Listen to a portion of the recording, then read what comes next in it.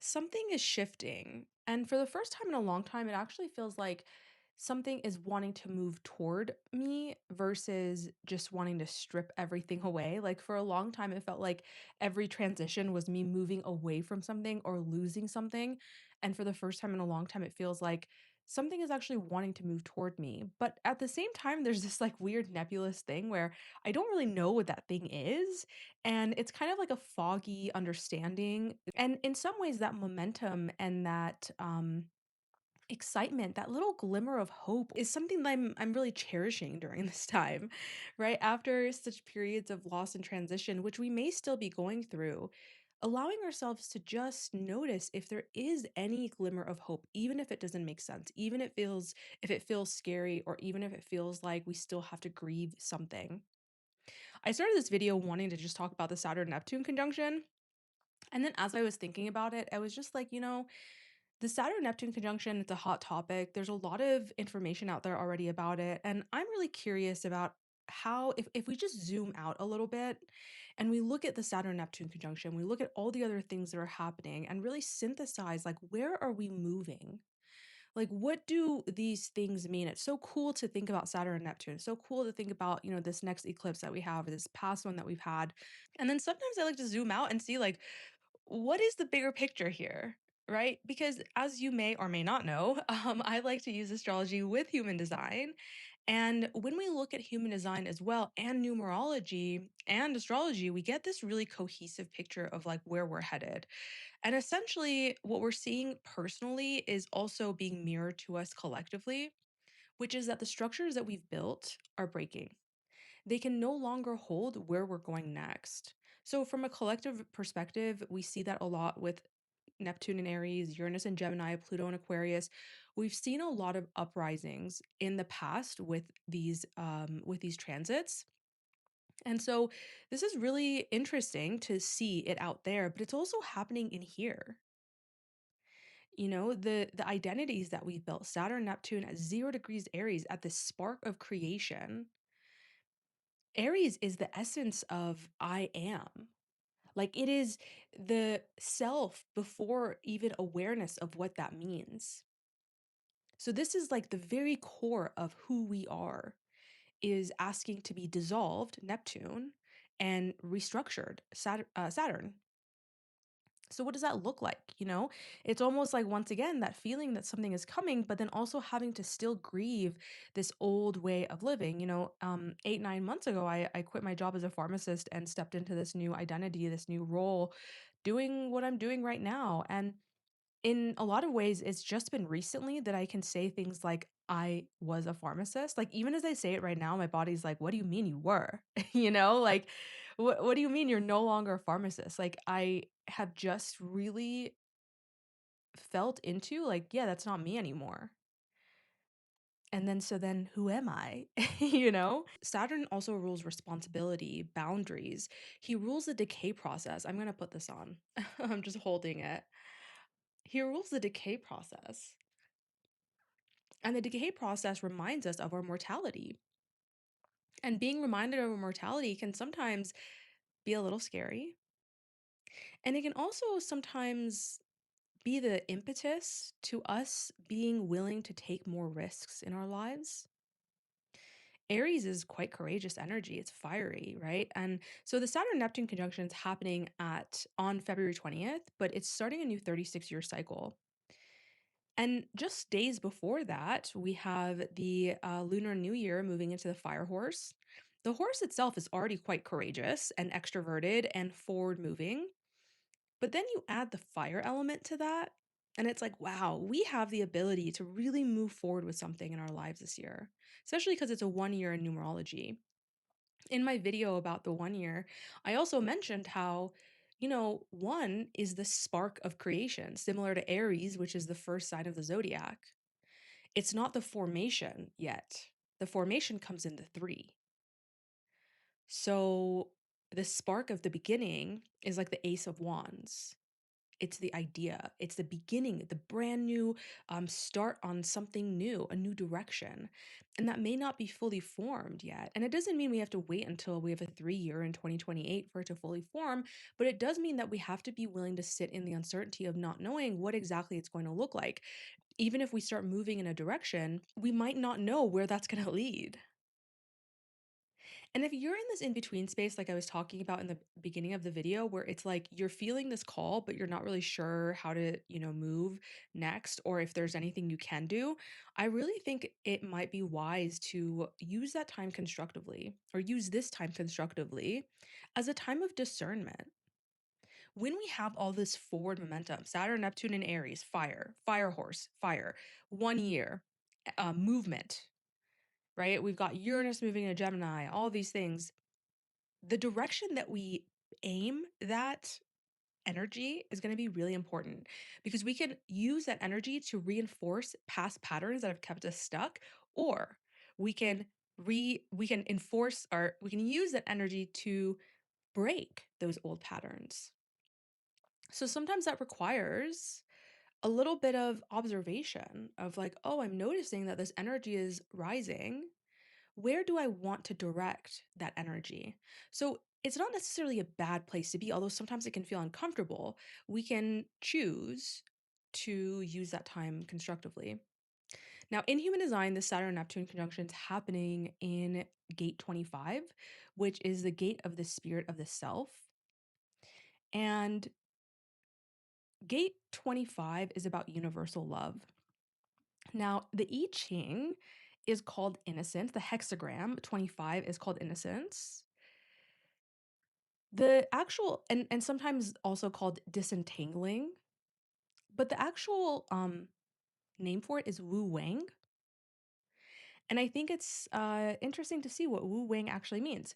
The term Wang means entanglement, means succumbing to perverse influence or disease, being without order or rule, crazy, vain, the compulsive or afflictive emotions, something twisted, abusive, and cruel. And Wu is to drive these things out. So disentangling is what this Wu Wing is about. Suggests the ways to maintain freedom from affliction, a state of balance and purity.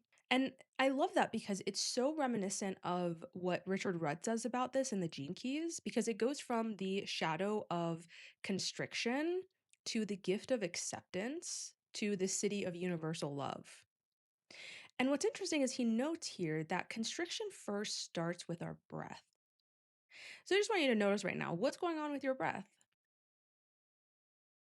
Were you holding it? Was it shallow?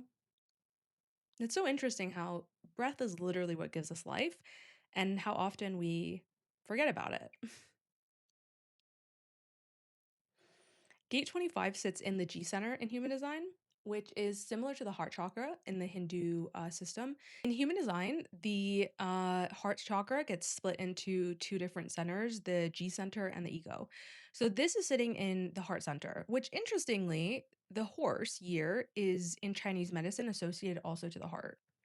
So there's a lot of things around like having the courage to follow our heart and our authenticity during this time. The G center in human design is about identity, love, and direction. A lot of us are recognizing that we've had a lot of identities built around survival mechanisms. And if we want to thrive in the next chapter of our lives, we can't take those same identities with us. And there's a grief in that, there's a loss that can't be bypassed. In the Gene Keys, as I mentioned, the gift here is acceptance. And how really acceptance is the path to universal love, to unconditional love. And in this day and age, it seems like love is becoming much more of an abstract theory than a reality, right? We're seeing a lot of division in our world and maybe within us as well. And I think that it's important to remember that acceptance and approval are two very different things. We don't have to approve of what we accept. Um, in the Gene Keys, Richard Rudd says something about He says, the more that you accept yourself and others, the more love will bloom in your life. It is as beautiful and simple as that. And in order to really accept our others and ourselves, we are really accepting our own utter helplessness. I have a background in political activism and animal rights. When I sit in front of somebody else and they are not vegan, I've done so much work around this because for a long time, for many years, I was angry, right? Because I have all these reasons to be angry around why animals are treated this way and blah, blah. And so when someone would sit in front of me, I had all this logic to dismantle their beliefs and, having to be right about it. And I was really confusing acceptance and approval. And I can disapprove of somebody's beliefs while still accepting that they have the right to believe that. They have the freedom. And love is about freedom, right? Not constriction. As we move into this new age, so in 2027, we're moving into this new energy. After 415 years, we've been operating under the right angle cross of planning, which is about systems and structures and government and these things that hold us. It's a very tribal based energy. And then in 2027, February 2027, this is founded in human design. We are moving into the right angle cross of the sleeping phoenix, which is about the spirit of the self. This energy of self-empowerment, authenticity, creativity, finding our unique contribution to the world. Sounds very familiar or similar to Saturn, Neptune, and Aries. So the world is entering into this massive state of change, right? Fire and air in our outer planets. This is movement, a lot of movement. And we are being asked to, in that movement, find our stillness. All of my work is based in schematics. I use astrology and human design as tools. A lot of people call me an astrologer. And listen, it's not a huge deal. You know what I mean? When people call me an astrologer, but to me, that's not what I identify as. Because to me, astrology and human design are so amazing. They're so fun and they're tools. And the foundation of my work is working with the nervous system because when I say things like be authentic, be creative and find your unique contribution, a lot of people are left being like, okay, but how? Right? Because we get advice from everywhere. There's an information overload, like, oh, you should do this or you should do that. Oh, your sun is in Leo, you should be doing this, and your moon is here. And then we end up kind of being bombarded with that, and our nervous system just shuts down. And when our nervous system shuts down, it's going to choose safety over growth. And then we get stuck and we get frustrated because we want to grow, but our body is saying no.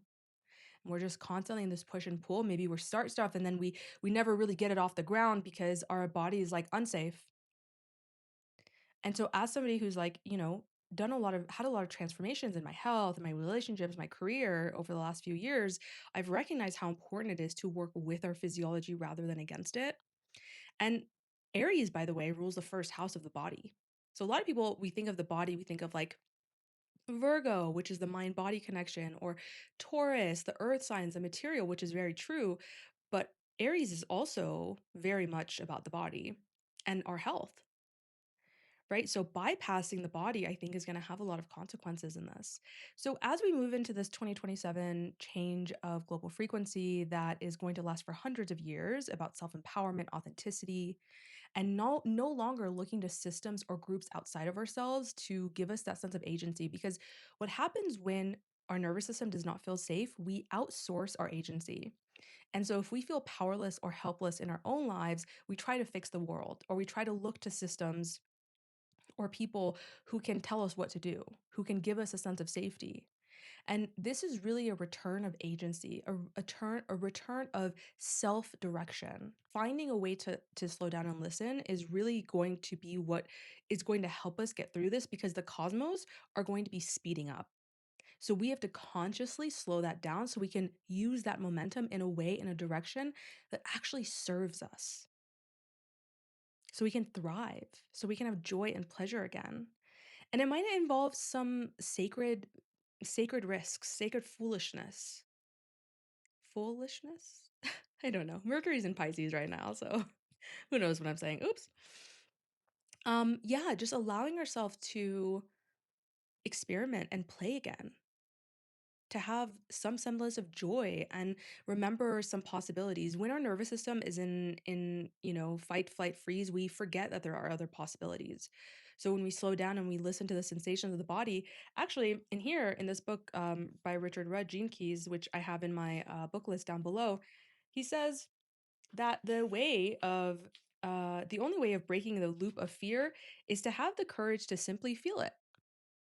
As soon as you reduce fear down to its essentials, that is a physical sensation deeply entrenched within the chemistry of your body, you discover the great secret of acceptance. You no longer need to be afraid of the fear. So, this is really like, to me, the core of nervous system work is sensation work, not feelings, not meaning. If we really want to work on the autonomic nervous system, which by the way runs everything in your life, right? Your hormones, all of your systems, your heart, everything, then we got to kind of get to the root of that, and that's really what all my work is really about.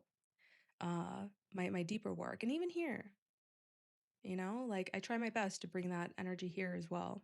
I have some videos where I talk about those things deeper, and I will continue to talk about those things more.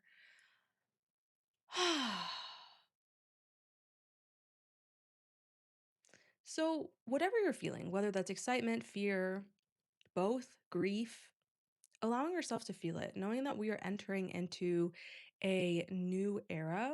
And in some ways that can be exciting, and in some ways that can be like, yeah, really,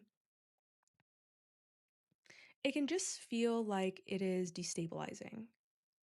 But sometimes destabilization is necessary. That's how we change, that's how we grow, right? So I think Saturn and Aries with Neptune as well, right? Because Neptune is transcendence and it's dissolution.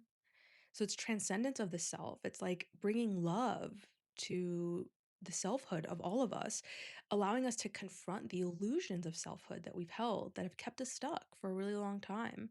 How will society move forward into this era of self-empowerment rather than looking to structures and systems outside of ourselves, and be able to form more conscious communities in which there is an interdependence, right? I think the shadow of a 1 year, the fire horse, Aries, is that we can become too independent. And our goal becomes, how do we express the self while still maintaining connection to the other, or while still having a semblance of interdependence there? So, thank you so much for tuning in. If you'd like to work with me in any capacity, I'll have my links in the description box down below. And I appreciate your time. Let's just take a deep breath together to end this.